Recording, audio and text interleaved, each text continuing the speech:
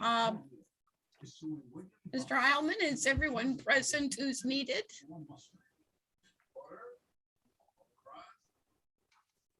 Yes, I believe so. We will find our city attorney as well, so. Okay, we'll try to stay real on our best behavior till he gets here. We are back from closed session and here for an open session of the City Council successor agency to the Palm Desert Redevelopment Agency and Housing Authority meeting for September 30th, 2021. Madam Clerk, would you please call the roll? Yes, thank you, Madam Mayor. Mayor Pro Tem Harnick. Here. Councilmember Jonathan. Present. Councilmember Nastandi. Here. Councilmember Quintanilla. Present. Mayor Kelly. Here. All members present. We have a quorum, Madam Mayor. Thank you. And Councilmember Nastandi has the honor of leading us in the pledge, after which I will give our inspiration invocation.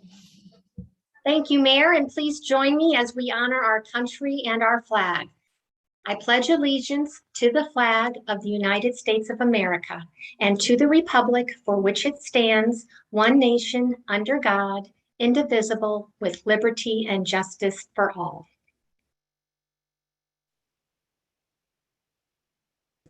Thank you. I'm sure many of you have heard of the Serenity Prayer. I would like to offer words of inspiration, which derive from that motto. As we approach the important business of our community this evening, may we have the courage to speak our personal conscience. May we have the patience and curiosity to listen carefully as our colleagues do the same. And may we have the wisdom to pursue both those goals in good proportion. Thank you.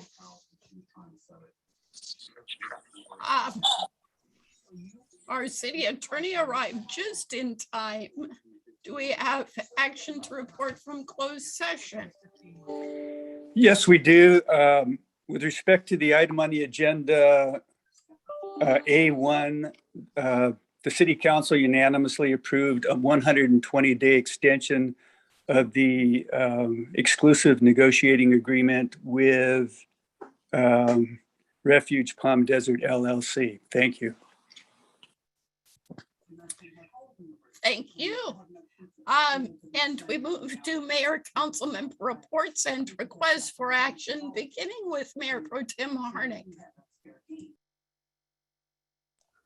Well, I have a couple things. I did go to the Cal Cities Conference and represented the cities in our city in our voting for some bylaw amendments and some other issues that needed to be voted on. I did want to mention, the Cal Cities, it really is a tremendous asset in so many ways. And there were 1,900 people there, and they represent close to 500 cities. And the breakout sessions always do offer a lot of great information, but we also learn from our neighbors and our neighboring cities in California. And we brought back everything from, we had a successful TOT initiative because of what we learned at Cal Cities. We have great community gardens because of what came back from Cal Cities. So we learned an awful lot, and it really is a tremendous asset. So I did want to bring that forward, and I think we had a very good meeting there over a few days. The other thing is I represent the city of Palm Desert on Riverside County Transportation Commission, and I'm honored to serve as chair there right now. So I was in Jurupa Valley yesterday at a grade separation, which is going to be one of Riverside County's largest grade separation projects. It more than $100 million. It's huge. But the point of my telling you this is that I saw Senator Roth there, who we had a little discussion about our CSU, which was encouraging. And of course, he is very much working with both our assemblymen who have been really working hard for this effort. But I just wanted to kind of close my comments with really something upbeat, because the first thing, he sought me out to talk about CSU, but to also talk about what a great city Palm Desert is and what a great job has been done over the years. And we have great projects going now. And he really was very complimentary of Palm Desert and all we do and all the work that has been done. So I did want to share that with my colleagues. Thank you. Thank you. Councilmember Nastande. Thank you, Mayor, and I have no comments. Thank you. Councilmember Quintanilla. Thank you, Mayor. Let's start with some good news. I saw that thanks to our partners at the Coachella Valley Water District, we were able to come out victorious in the 9 Cities Blood Challenge. So let's start with some kudos there. Also, Palm Desert, I saw it was doing pretty good with some vaccination rates. I see that we're at 74.71%. fully vaccinated. And compared to our neighbors, we're beating La Quinta. They're only at 69%, but we've got to catch up to Rancho Mirage at 86 and Indian Wells at 84. So we can all do a little bit more to incentivize and get everybody to a healthier community. On a more somber note, now let's stick with good news. We've got, there is a golf tournament coming up. Let me pull up the flyer to get all of the correct info. At the Classic Club, the Foundation on Aging, the Riverside County Foundation on Aging will be having a golf tournament December 11th. So I will post that information on social media, and I believe that the city's social media will be sharing that as well. And in addition to that, the community desert, the Children's Discovery Museum of the Desert, which will soon be the community desert of the museum, is raffling off, has an opportunity to get box seats at the BNP Paribas Open. There's only 100 tickets. They're being sold at $100 each. So that's a great opportunity to get some fun seats and raise money for charity. Let me close that out here as I'm trying to keep as much paperless as possible too. And the less somber one that I want to bring it to the community's awareness is that today we are standing in solidarity, at least I am, and many of in the community are, with our neighbors to the north. And today being the day of truth and reconciliation, today to bring awareness to the survivors of the children that were in the institutional boarding school systems and all of the generations of trauma that are still being endured. So that is September 30th annually, and there's a local significance because of the fact that California had one right in the Banning Pass. And there is a pretty complex and disturbing history that happened there. So to any of our residents that are watching whose families survived that, we understand that the legacy of that is still felt. And so with that said, we encourage anybody that today in the present is experiencing any sort of domestic violence or domestic abuse, seek attention, seek services, seek resources, and that includes physical, emotional, and financial abuse. And those are things that sometimes get overlooked. So just a little personal thing there. So that is it on my end. So, last thing I did find my little note. I would like to request if we can get a permanent speed bump notice there on San Pablo. There's still people that keep flooring down, and you see the look of panic when they discover that bump a little too late, especially in the distance. It's a little hard to see that there is a bump coming up. We know that not everybody's used to the new traffic pattern there. Thank you. Councilmember Jonathan. Thank you, Mayor. And I'll limit my remarks to actionable items from committee meetings that I've attended that are relevant to our residents. And so that would be along the lines of homelessness this last couple of weeks. Couple of things. The CBAG Homelessness Committee has formed a subcommittee to explore alternative methodologies that we're starting to see being implemented in some cities like San Francisco, Seattle, Portland, and I was appointed to that subcommittee, so I'll report any potential changes that will be up for consideration. But we're constantly striving to raise the bar and to be ahead of the curve and to maintain best practices, and I'm very proud of that. So more to come on that. Within the city of Palm Desert, we are in the process of forming the subcommittee on homelessness, the homelessness task force, that the council approved. And we hope to have that in place and its first meeting in the next month or two. No request for action. Thank you. Thank you. I have one piece of good news to share as our liaison to the Sunline Transit Board. I previously shared that Sunline had secured grant funding for a call on demand ride service along the Cook Street corridor on a pilot basis. This is on-demand calls for rides to get people to major transit routes. The good news is that that pilot program was so successful that Sunline is now able to extend the area that will enjoy this benefit, and staff has just placed up the new geofencing. I want to feature that the Sunride service is now available throughout the Gray area, all the way to Monterey Avenue. Significantly, that includes the site where we just approved the Vitalia apartments. It also includes a significant part of District 1, including the Jocelyn Center.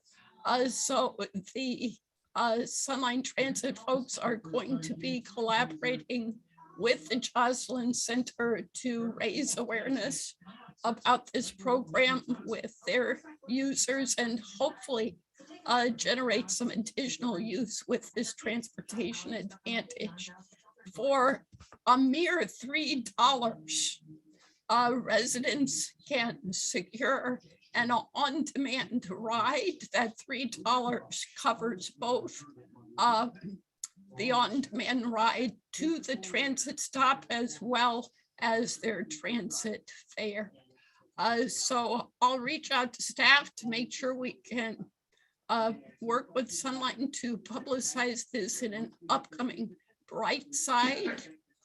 Because it really enhances access to public transit for our residents.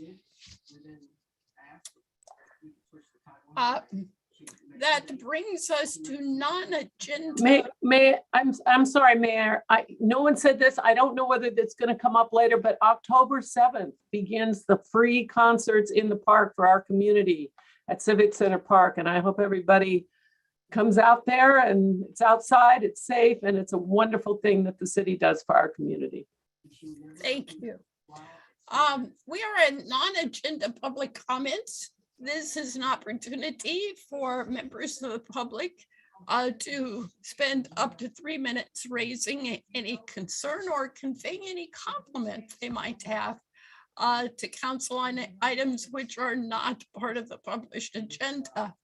Under the Brown Act, we won't be able to take action, but we can certainly listen and where appropriate ask staff to take follow-up action. So let me ask the clerk to whether we have anyone who has requested an opportunity for public comment. We do not at this time, Madam Mayor. Briefly, ever so briefly, perhaps we could explain the method for raising one's hand in case there's someone waiting for the opportunity. Absolutely. Let me peruse this really fast for the brief. For those on Zoom, if you would like to make a public comment on the Zoom screen, please click on the raise hand button, which is found by hitting the participants tab. If you are using Zoom on your smartphone, tap your screen, look for the more option, and then click on the raise hand button on the screen. For those calling in using the phone line only, you can dial *9 on your keypad to signal that you would like to comment. When called upon by staff, you will be allowed to speak. Please keep your comments to 3 minutes and state your first and last name. And still, there's no one who has raised their hand yet, Madam Mayor. All right, thank you.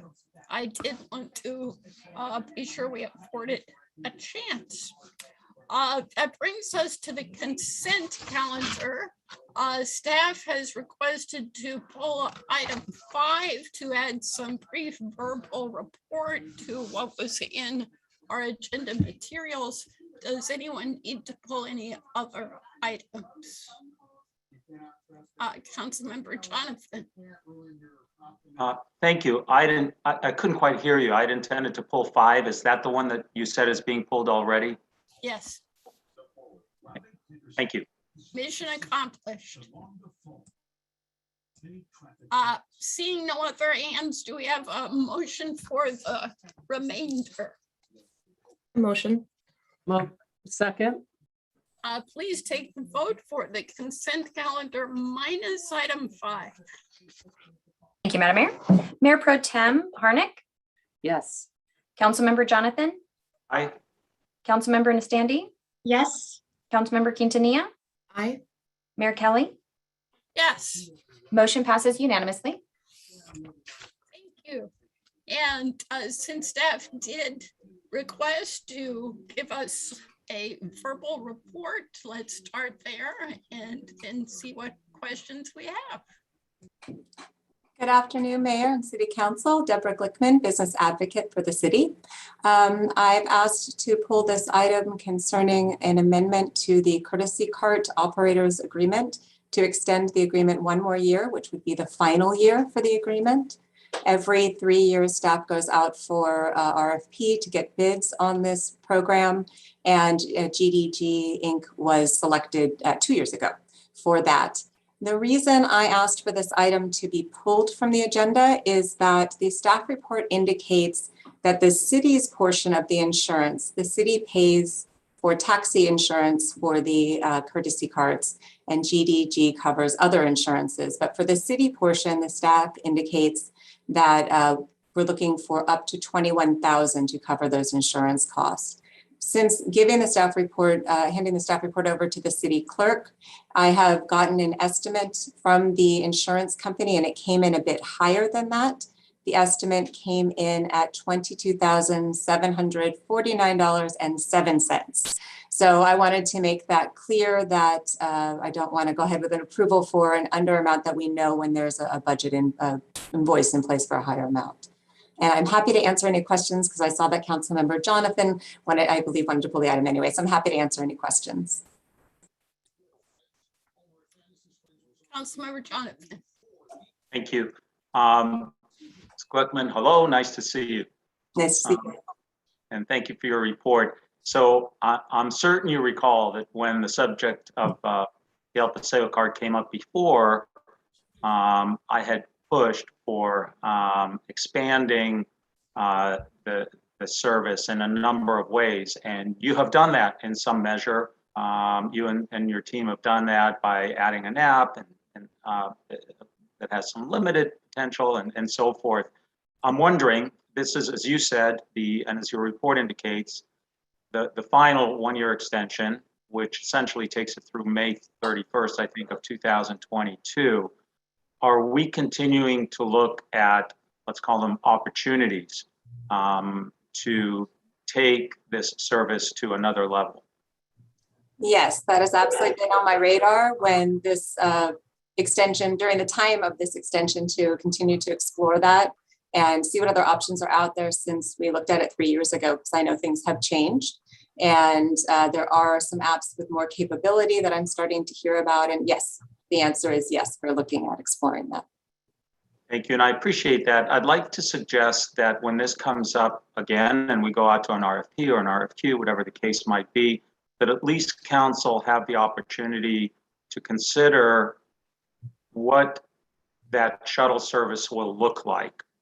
As we heard from the mayor earlier, Sunline has taken tremendous steps to kind of modernize, if you will, and take advantage of technology and updated transportation concepts. And I think there's an opportunity for us to do the same here that goes not only into the technology side of it, with an app similar to ones I gave examples for before, where somebody can actually call the shuttle to where they are and see their progress, like when you order an Uber or DoorDash or whatever, but also expand the area. And I know that, I'm just asking that council have an opportunity to address that, perhaps incorporating the living desert, the entire city core, to the shopping centers, to San Pablo, to the college, and so forth. So I think there's an opportunity there that is worthy of discussion and consideration. I hope we have a chance to do that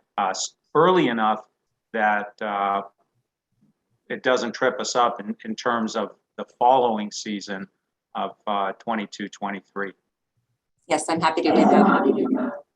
You're amazing, as always. Thank you. Thank you. We'd be disappointed if you didn't stay on theme, Councilmember Jonathan. So with that clarified, would you like to move this item? How would I like to move this item? We can have a motion. I was asking Councilmember Jonathan. Oh, I thought I heard you say city clerk, and I'm like, well, thank you. Yes? Yes, do we have a second? I'll second. Now, Madam Clerk, would you please take the vote on item 5? Yes, thank you, Madam Mayor. Yeah, Mayor Pro Tem Harnick, Yes. Councilmember Jonathan, Aye. Councilmember Nastandi, Yes, Councilmember Quintanilla, Aye. Mayor Kelly, Yes, motion passes unanimously. thank you. Yes. Which brings us to item 10, ordinance number 1369. Adopt an ordinance amending Palm Desert Municipal Code Chapter 2.68 relating to the Art in Public Places Commission bylaws. Ms. Lawrence will have the staff report. Before she begins, I do want to just clarify one thing. The written staff report refers to groundwork on this being performed by the mayor and Mayor Pro Tem. That is true. It's important to note that we were acting in our capacity as the subcommittee on committees and commissions, as opposed to acting as mayor and Mayor Pro Tem. So, Ms. Lawrence. Yes. Good afternoon, Honorable Mayor, members of the City Council, Amy Lawrence, Special Programs Manager. Before you is a request for consideration to update the Art in Public Places Commission bylaws, which includes changing the name of the commission to the Cultural Arts Committee. Additionally, the changes expand the commission's mission to encourage members to provide ideas to the City Council for a more expansive city-sponsored art opportunities, such as adding art to city events and to become more involved with incorporating art into city-funded capital improvement projects. The draft bylaws were taken to the Art and Public Places Commission at their meeting of August 11th, and the members were in agreement to broaden the purpose and scope of art mediums. And with that, I'd be happy to answer any questions that you have. Questions? Councilmember Jonathan. Yes, thank you, Mayor. Ms. Lawrence, good evening. Nice to see you. Thank you. You bet. And thank you for your report. I'm just wondering, the expanded role of the Art and Public Places Committee, would it include, we see cities putting on special art events, whether it's children's art, whether it's bringing in those people that do amazing drawings on the sidewalks, there's laser art and so on and so forth. Would the expanded role enable the committee to recommend those types of events? Yes, this would enable them to recommend those types of events and also in conjunction with city-sponsored events. We could work in conjunction with, say, Vanessa Mager, and special events, work conjunctively with special events to incorporate those into city-sponsored events. Maybe even an Arts in the Park event. Yeah, absolutely. So city arts festivals, they could recommend those. So Yes, absolutely. This broadens their scope to recommend all different sorts of art mediums. Oh, you just said something. I'll follow up very quickly. So not just paintings and sculptures, but also physical arts, musical arts, and so forth. Yes. Okay, amazing. Thank you. And Councilmember Jonathan, I'll thank you because I think you got the ball rolling in this direction, and it has been warmly embraced. So any other questions or comments, or shall we have a motion? I'm very grateful to see this, and I'm happy to move approval of staff recommendation. I'll second. Great. Madam Clerk, please take the vote. Thank you, Madam Mayor. Mayor Pro Tem Harnick, Yes. Councilmember Jonathan. Aye. Councilmember Nastandi, Yes. Councilmember Quintanilla, Aye. Mayor Kelly. Yes, Motion passes unanimously. thank you. Item 11, resolution number 2021-61. Approve a resolution of the City Council of the City of Palm Desert, California, rescinding resolution number 2015-91 and restating its policy on the office of mayor and mayor pro tem. Madam Clerk, are you offering the staff report? Yes, thank you. Sorry, it took me so long to get on here. This resolution came to my attention, and so I'm bringing this forward as an amendment to add a clarifying point of our districts. We now have 2 districts, so on the very last, be it further resolved, addresses the matter of when members are elected into separate districts of the same year. And it includes that this would occur with a coin toss. Also, there is a separation of there was a very large paragraph. It was the first now therefore prior resolution. It is separated out to identify mayor and keep that topic into one. And that is identifies the first now therefore, it is hereby resolved. And the second, be it further, or very first, be it further resolved, second resolved paragraph addresses the mayor pro tempore. So that those 2 paragraphs were one in resolution 2015-91, and now they are separated into 2. So those are the 2 highlighted differences between the 2015 resolution and this 2021 resolution. Great. Do we have any questions? Yeah, go ahead. The only question I had, Mayor, I'd asked in advance of just what happens in the event of who gets to choose the heads in the event of a coin toss being required? I believe the answer given prior to the meeting was that the mayor at the time of the coin toss would negotiate that.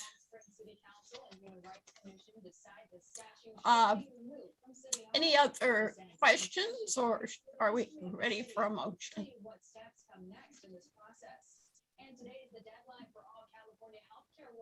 Ready? I make a motion to approve. I'll second it because I have a question,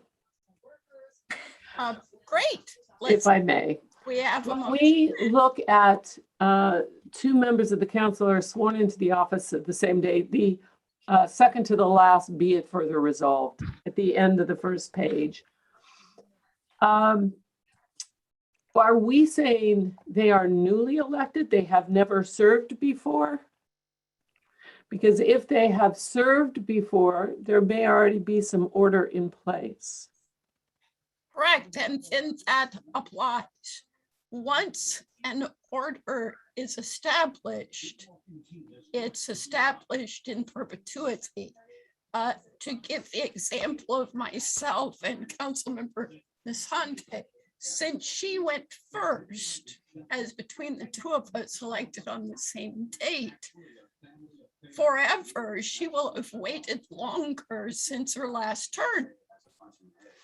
So that settles the order between us. And I know that's how it's been done.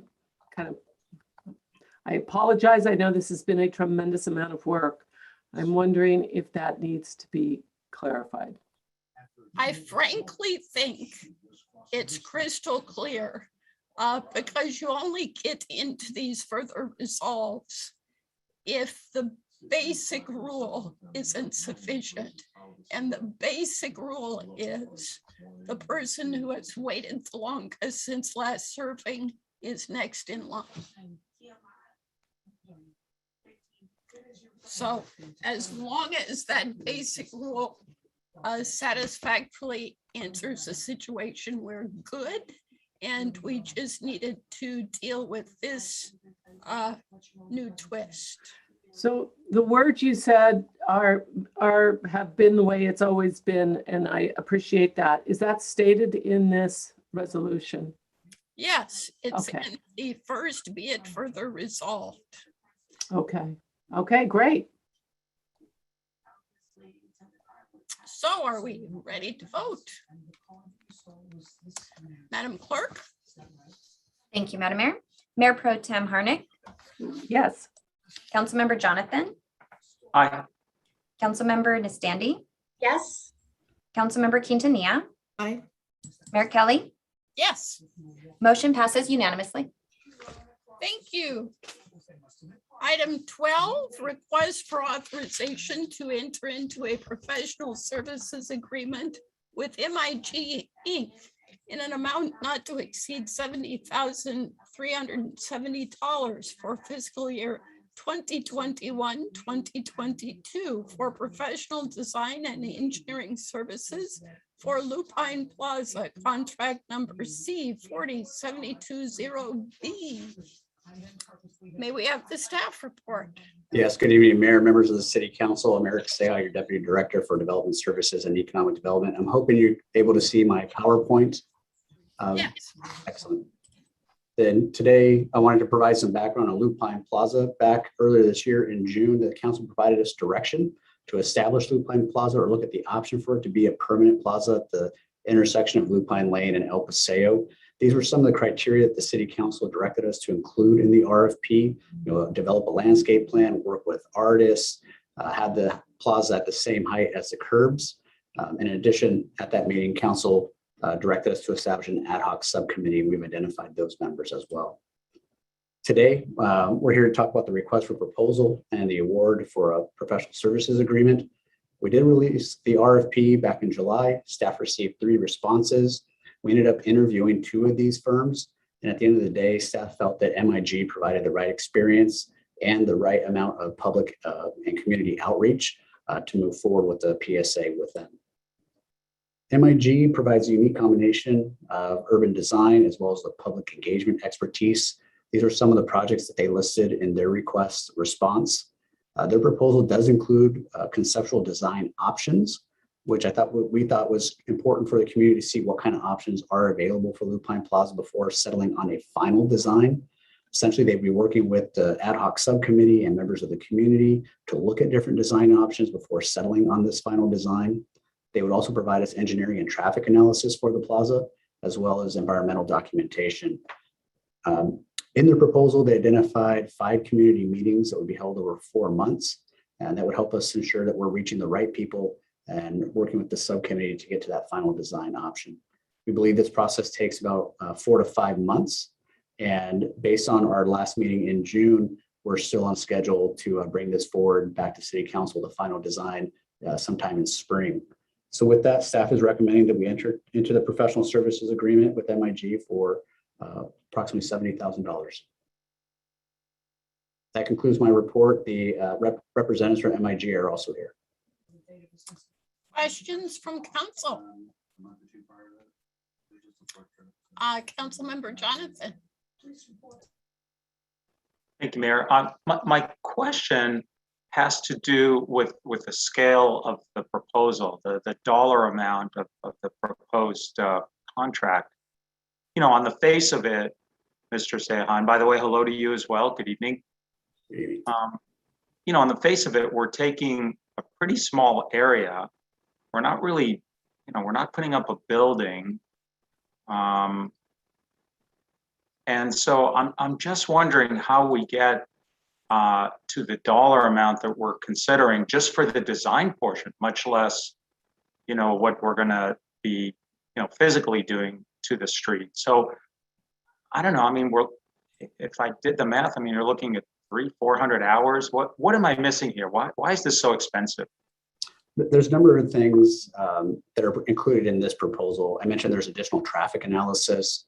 There's the CEQA documentation that would go into this.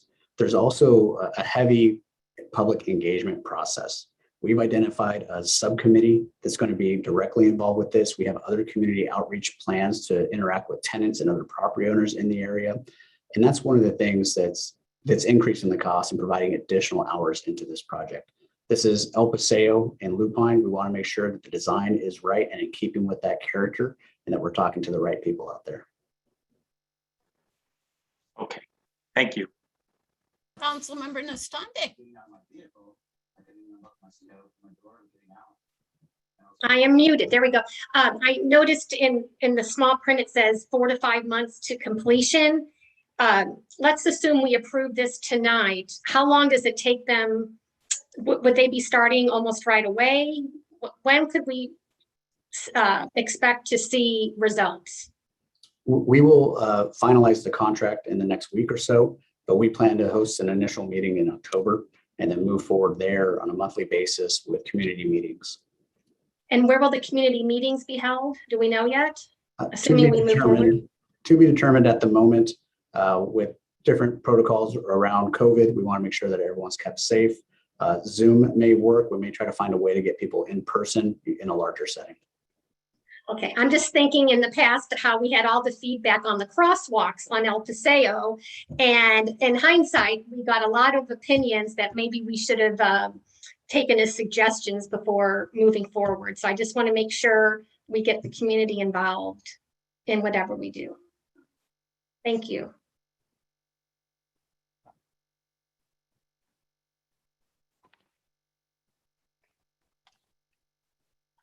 Mayor Pro Tem. Well, the good news is, Councilmember Nastande, is that you're on that committee. So we'll be able to bring a lot of people into this discussion, I'm quite sure. And I appreciate all the people that we're including in this. I think it's really important. I know we always do better. I always have this quote from Abraham Lincoln: with public sentiment, nothing can sail. Without it, nothing can succeed. And I just keep that on my board right here. So we're going to have public sentiment working with us for sure. And in 4 to 5 months, hopefully we'll have that design and that concept, and we can get working on it. So that's really exciting. I'm really happy about this. So thank you. Councilmember Quintanilla. I just wanted to chime in and echo the sentiment that I think it may seem like a steep price tag, but we are getting our value when we see that the level of which we'll be able to engage residents, that it won't just be somebody gave a like on Facebook and we interpret it in a different way. So I think that there is real value. And I know that Mr. Sefa has had a few months that have had a lot of time spent on some very heated calls and meetings with residents. So I think he has known the value of what it takes on staff to have these very passionate meetings, and if they can be funneled through a different median to give a better concise representation of what the public wants to staff, I think it's a very worthwhile investment. I agree with all of the above. So are we ready for a motion? So moved. I second. Madam Clerk, please take the vote. Madam Mayor, Mayor Pro Tem Harnick, Yes. Councilmember Jonathan, Aye. Councilmember Nastande, Yes. Councilmember Quintanilla, Aye. Mayor Kelly. Yes. Motion passes unanimously. Item 13 is request for authorization for staff to proceed with declaring certain city and successor agency to the Palm Desert Redevelopment Agency properties as surplus land pursuant to code 54221 and submit inventory report to the California Department of Housing and Community Development pursuant to government code 54230 subpart A1. And Mr. Sehar, are you going to explain why we plain and simply have to do this? I am. It's me again. Good evening. The Surplus Land Act is an existing act with the state of California. There have been recent changes to it about what type of land cities need to provide in the Surplus Land Act. For the city of Palm Desert and for all cities in the state, it means that we must identify land not held for government purposes. So if we have a park site, we have a housing site, we got an agreement in place, we don't need to include those in our inventory. But if we don't, we need to identify them as surplus and make them available to the market. Once that inventory and declaration are prepared by the city and the city council adopts a resolution, we need to submit that list to Housing and Community Development each April. So the purpose or the process here is that we have to make these lands publicly available for purchase and to prioritize affordable housing developers. That's why this list ultimately gets submitted to HCD, because HCD maintains the list of affordable housing developers. But also the list is made available in a much broader way. If we get approached by an affordable housing developer, we have to enter into negotiations for 90 days to negotiate the type of deal that they would like to put in place and the sale and the land use. But if after 90 days, there's no agreement in place, the city can take that and sell it at their pleasure. We provided a list in just 2 maps that show land in the north part of town, shown here near Monterey and Dinah Shore. And then in the center part of town, some of the other surplus lands that are available. That does include land along Alessandro Alley, as well as land along Ocotillo and Tumbleweed. And this list, along with a more comprehensive list that includes APNs and parcel information and size and zoning, would be submitted to HCD. This was really meant to be more of an informational report to talk about some of those changes that are in the report. But with council's direction, staff will start preparing resolutions to declare these as surplus lands and submit this list to the state. That concludes my report, and I can answer any questions. Any questions from council? Councilmember Jonathan. Thank you, Mayor. So does the surplus land mandatorily have to be used for affordable housing when it's sold to a developer? I want to be able to answer this more accurately. So when we put a piece of land out for sale, if an affordable housing developer comes to us, we have to first negotiate with that developer. If it's multiple affordable housing developers, we have to figure out which one has the greatest level of affordability for their proposal and negotiate with that one. However, for the Surplus Land Act, we typically have to sell these at fair market value, and most affordable housing developers aren't able to do that type of deal.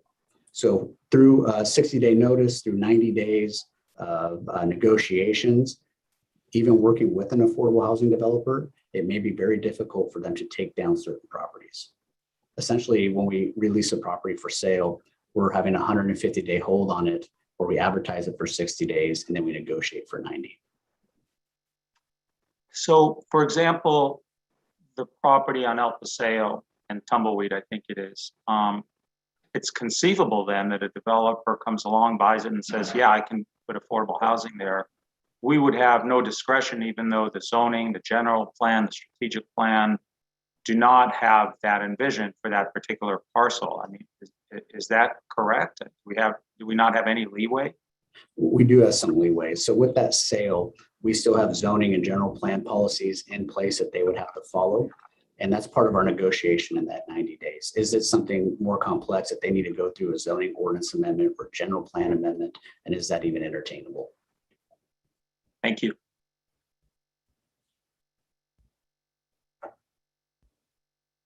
Any other questions? This is a step we are required to take by state law. So do we have a motion?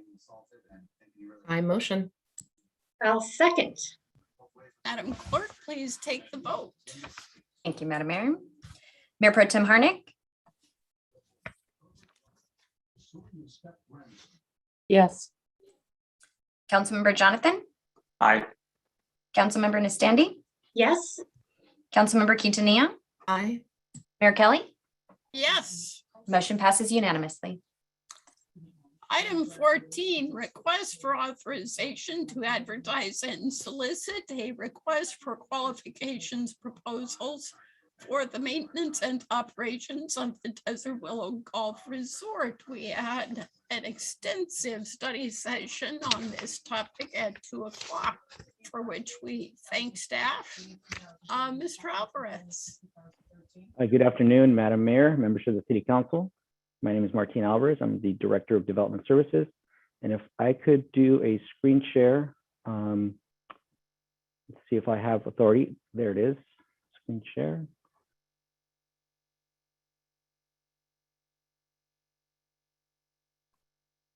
Okay, can everybody see the PowerPoint? Okay, well, good afternoon. As mentioned by the mayor, we had a study session earlier in the day whereby we went through and discussed the process by which to move forward with the Desert Willow Management RFP, request for proposals. In that discussion, we updated the City Council on the current contract, the key RFP components, and staff recommendations that would be recommended in the new RFP that would be issued in the coming weeks. We also discussed the RFP timeline and the process. And so I'll quickly go through a couple slides so that we have, and we'd like to receive direction from the City Council on the key RFP components so that we can finalize the RFP and release it in the coming weeks. The current contract is with to manage both golf courses at Desert Willow Golf Resort and the existing facilities. It is a 2-year contract that was approved in 2020. That was an extension. The City Council also requested, as mentioned, requested staff to release an RFP this fall. And the current contract expires June 30th of 2022. The key components of the RFP that we would like to receive input to finalize the draft RFP are relating to the agreement term, the management fee structure, the performance incentive, and the radius restriction. As we discussed in the study session, on the left column, you have the current contract for the existing agreement term. Current contract in total was 5 years. The last 2 in which we are in now, which was an extension last fall, and the term will end June of 2022. The recommended term that we would like to include in the RFP is a 5-year with a 5-year extension option by the City Council. This would allow us the opportunity really to hone in and have an operator that is going to be vested in making the operation smoother and has the opportunity to learn over the years of how this is going to improve the quality of the experience, the facilities, and things like that. So we are recommending that be included in the RFP agreement term. The management fee, which is the current contract on the left, is a $20,833 per month, which is capped at $250,000 per year. We're recommending a cap of $20,000 per month. I'm sorry, $25,000 per month, and that equates to $300,000 per year. When it comes to the performance incentive, the left-hand column, you'll see that the existing performance incentive includes a 5% basically bonus above 6.5 million in gross revenues collected or generated. And that is capped at $200,000 per year. There is a CPI that is included in that number. In the report that we provided, there are some numbers that have historical numbers that provide the average or the fixed management fee per fiscal year and the percentage management fee as well over the last 4 or 5 years. And that's located on page 4 of the staff report. Well, in the 2020 RFP, we're recommending that we cap the $200,000 incentive fee, but that we look at it a little bit differently, that we negotiate based on the opportunity for us to provide criteria that's going to allow us to evaluate the course and property condition while trying to maintain and control costs. Only costs, of course, that are in our control. This would not control costs that are out of control, including utilities, supplies, weather conditions that may arise that may provide additional resources needed. So this is a criteria that we could utilize an independent third party. Could be our former or current golf course architect. It could be an existing non-competing superintendent in the Coachella Valley, or another agreed upon evaluator.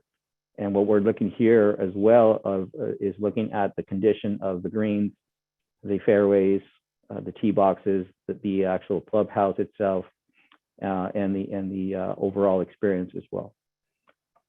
Moving on to the second part of, and so the cap is 200 overall. The cap for the property condition would be 150,000, and then we would set a second cap at 50,000 for consumer ratings. This would be for an opportunity for us to evaluate how the consumer is experiencing the course, what are our competitive set courses looking like.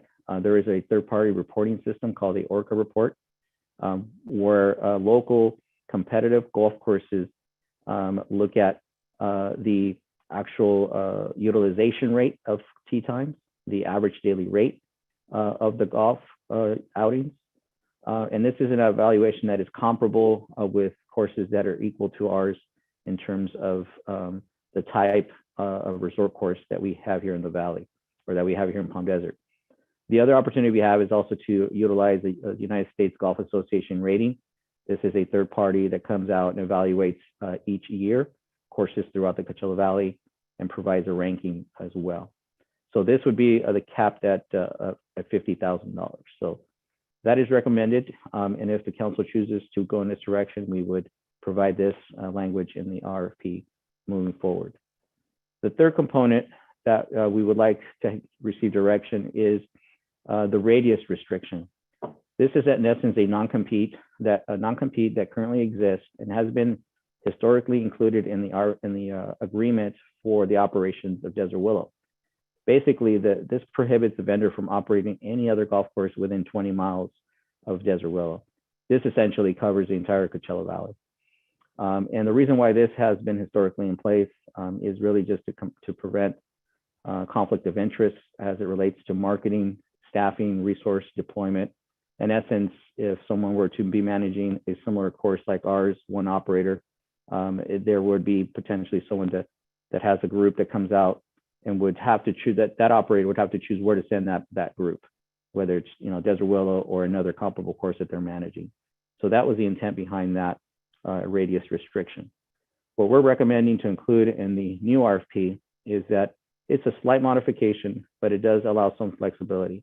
We're recommending that the new golf course operator, or whoever the operator is, not be allowed to manage any course within the city limits or any other municipal course in the Coachella Valley. The second part of this would be that there would be a restriction on managing any comparable resort course within the Coachella Valley itself. So in essence, this eliminates any competition with any comparable courses that relate to Desert Willow. This would allow the operator to manage, say, a private high-end golf course that is outside of the city limits. The RFP schedule is here listed on the chart. Essentially, we would have a release of the RFP in early October. We'd have about a 45-day window to provide a on-site visit of the facility, answer any questions that operators may have, and then they would submit the proposals in November of 2021. We would then form, as part of this recommendation, an evaluation committee, and then we would look at all the proposals, secure a couple of proposals, two or three qualified operators, and then conduct interviews with those operators. And then finally, if all goes well, the recommendation would come back to the City Council in January of 2022. I do want to touch upon our recommendation for the evaluation committee. We are recommending 2 council members, one of which is the existing liaison to our Desert Willow President's Committee. and then would be an additional council member, so a total of 2. We're recommending that we select 1 member from the Palm Desert Recreation Facilities Corporation Board. That's the board that controls our Desert Willow restaurant or food and beverage operations. Key staff members from various departments, and 1 member at large from the community. And with that, we're recommending that the City Council authorize us to solicit requests for proposals with the recommended key RFP components that we just discussed. And also, again, recommending that City Council authorizes to establish that RFP evaluation committee. That concludes my report, and I'm happy to answer any questions you may have. Of course, we did have an opportunity to ask questions in the study session, and there were quite a few. I want to feature that for any members of the public listening. So looks like we are ready for discussion.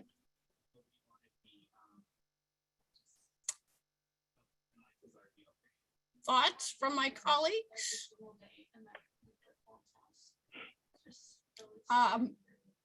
Councilmember Jonathan and then Councilmember Nastante.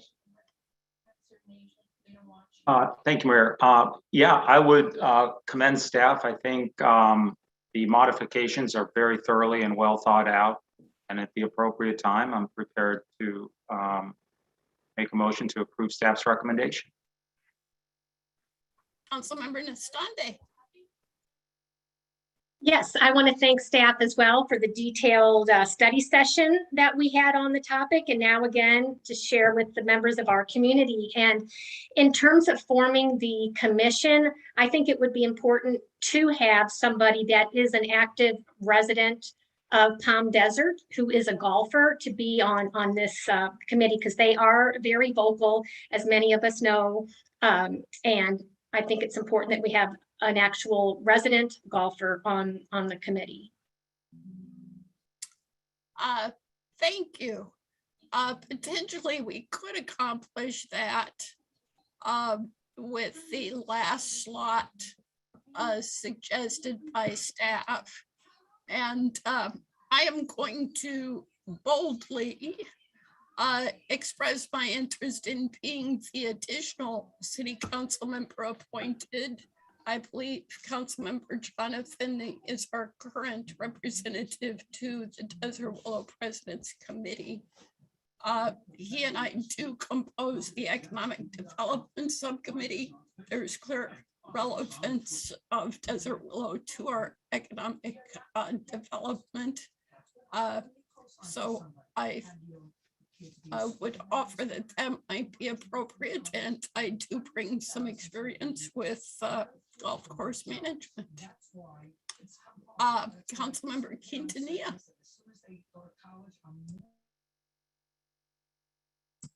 Sorry about that, still muted. I'm following up Councilmember Nastande's comment about that the resident should be a golfer. I would actually prefer that it be somebody that is a Desert Willow resident. Is that something that would be possible, as they would have ideally the best input, or people that are there regularly? We've heard from a lot of very vocal residents with their concerns. So I think perhaps we should reach out to those that have already been in touch regarding their concerns and offer them to serve. When you say a Desert Willow resident, does that mean a resident who currently plays at Desert Willow? I believe so. I think that we need to get as close to those that live there and use the resources, those that are commenting and reaching out for us for clarification on the RFP process. I know that we've had a couple of those emails that we forwarded over to Todd. So who are those that are most directly impacted? It's a municipal course and it impacts everybody that wants to use it, but I think those that live closest in proximity and use it most frequently should have first dibs. Right, Mayor Pro Tem. Thank you. Is this the time where we're going to suggest who might serve well on this committee? Is that what we're supposed to do here? I don't think beyond the council appointees, we need to make suggestions in this meeting. Okay. Councilmember Jonathan. Thank you. And not to belabor what is, kind of a small part of everything that involves the RFP, but in terms of the representative that's at large, the last time we went through this, we derived great benefit from those that were in the industry or retired from the industry who understood all the machinations of operating a municipal golf course. So I think it's really important that we hear from golfers that utilize Desert Willow, but it'd be nice if they also possessed a balance and a broader understanding of the objective of Desert Willow as an economic driver. That's an understanding of the bigger picture. But yes, input from people who actually use the facility is invaluable. So I would just suggest to staff that we strive for that balance where we get that insight, but also that person or somewhere on the committee, there be a balance with a proper understanding of the broader objective of Desert Willow. Does that give staff adequate guidance in terms of who to seek for a couple of these positions that can go to residents? Certainly the member from the Palm Desert Recreational Facilities Corporation would be a resident, and we could make sure that that person is a golfer. And that goal could also be pursued for the last bullet point. Someone with experience with golf course management. We could also prefer a resident golfer. Mayor Pro Tem. Well, we just had the member of the Palm Desert Recreational Facilities Corp. I'm not sure who's on that, but we did at one time have some people who built golf courses and know, or at least one who really knows the business. So I wanted to say before, but we said we're not. And so if at one time I can offer an idea of, as those of you who know me know, I worked for many years in the golf business. They do know this business. And one of the people I worked with does serve on that board. So I think it would be a tremendous asset to this process. So Excellent. I will offer it, and it can be ignored or embraced. All right, with this advice, do we have a motion and a second? So moved. Second, Madam Clerk, please take the vote. Madam Mayor, may I ask a clarifying question? Certainly. So I had Councilmember Jonathan as the first of the motion? No, that's fine. No. I said I was prepared, but the motion and second that's been made is fine. Wonderful. Thank you very much, Councilmember Jonathan. For clarifying Thank that. you. Thank Yeah. you, Ms. Alley. And so Mayor Pro Tem Harnick, Yes. Councilmember Jonathan, Aye. Councilmember Nastandi, yes. Councilmember Quintanilla, Aye. Mayor Kelly, Yes, motion passes unanimously. thank you. That's trend night. We have no information items. Mr. City Manager, do you have comments for us tonight? No comments tonight. Thank you. All right. Then seeing no other business, we will be adjourned. Thank you so much. Thank you. Stay healthy, everyone.